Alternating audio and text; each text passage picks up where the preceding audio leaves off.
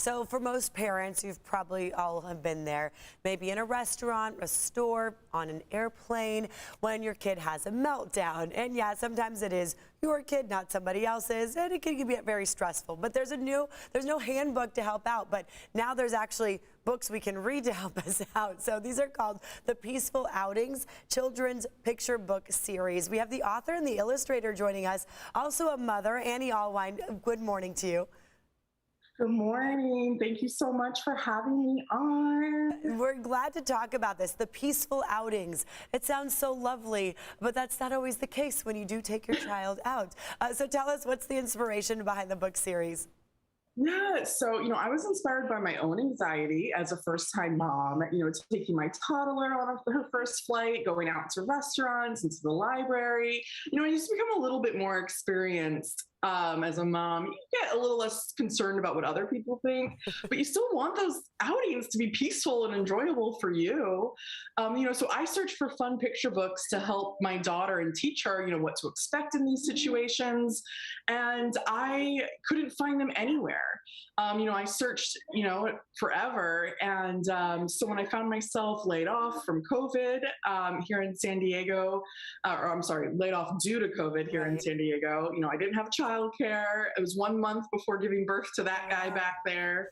I decided, you know what, now or never. And I decided to write and illustrate the books myself. Wow. I mean, you're right. There were really no books that can explain to children how to behave when you're like out in public, right?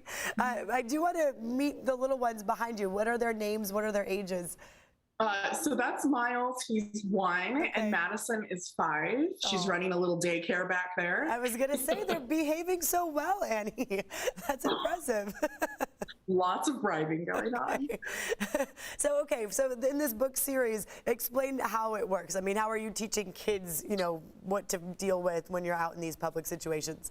Right. So, children learn best from repetition, as you know, clearly communicated expectations of their behavior before they're in a new environment, even for nonverbal. So even Miles, who isn't fully speaking just yet, you'd be so surprised that if I just review with him what I expect from him before we go somewhere, it really can change the situation. Because, when their kids can become overstimulated, excited, when they're out of their typical routines and in a new place, which can make teaching appropriate etiquette in the midst of a new experience very challenging.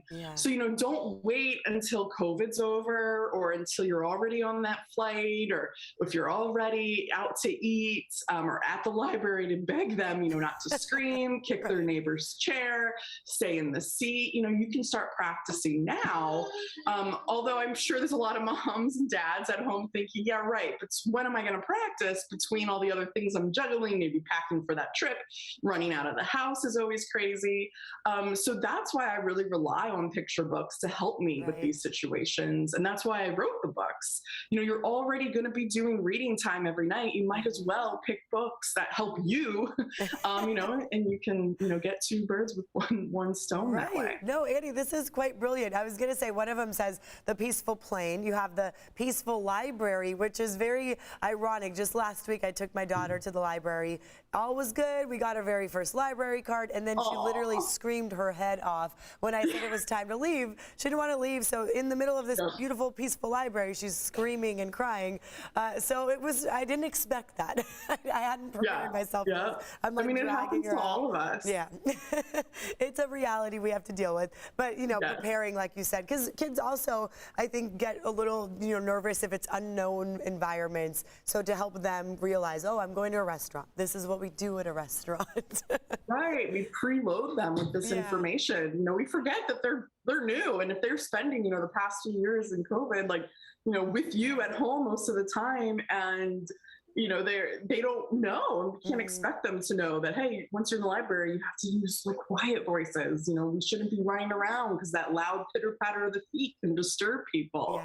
So you got to talk with them before you go. And so that's these books help. And just telling them one time doesn't work. You got to over and over in repetition. Oh, yes. With the little ones, over and over works. This series is coming out soon, right, Annie? Yes. So Okay. Tuesday, February 1st, they're going to be Nice. available on Amazon in the UK, the US.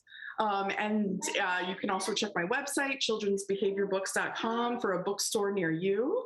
I love it. And you can also follow me on Instagram at Behavior Books for giveaways, interviewing experts, things like that. Okay, look at your kids behind you. I mean, they're literally reading books. They're sharing. I love watching them in action. They deserve a lot of treats after this. Oh yeah, there's. I didn't write the Peaceful Mommies Doing a Media interview, so I had to bring out the bribing for this one. Hey, I'm all for bribing. We have like fruit snacks for that exact purpose. Right, exactly. It's my daughter to listen. So it's lovely to see, they're right behind you while you're doing this interview. It's actually really fun, Andy. So I appreciate that. And also congrats on having your book down. And it's a great turn that you made with your career. I mean, what was your job before becoming a writer and illustrator?